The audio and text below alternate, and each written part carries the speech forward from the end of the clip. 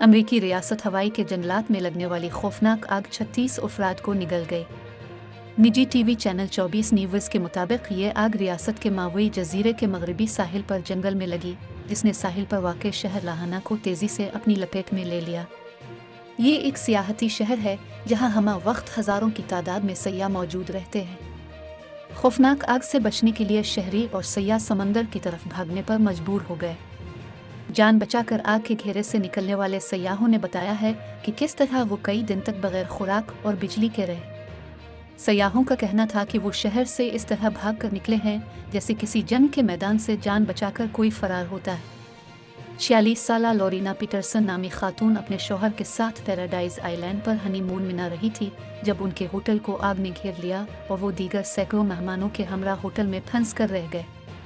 लोरीना ने बताया कि हम 3 दिन तक होटल में फंसे रहे। इन 3 दिनों में वहाँ बिजली नहीं थी और खाने पीने की अशिया भी ख़त्म हो गई थी। ये 3 दिन हमने इंतहाई खौफ के आलम में गुजारे। हमारे फ़ोन भी बंद हो गए थे और हम किसी को कॉल करके अपनी सूरत हाल भी नहीं बता सकते थे। अमरीकी सदर जो बाइडन ने जंगल की इस आग को बड़ी आफत करार दिया है। लाहना के मकामी शहरियों का कहना है कि आग से शहर को इस कदर नुकसान पहुंचा है कि शहर को ठीक होने में बरसों लगेंगे। शहर के सैकड़ों लोगों ने समंदर के पानी में जाकर जान बचाई।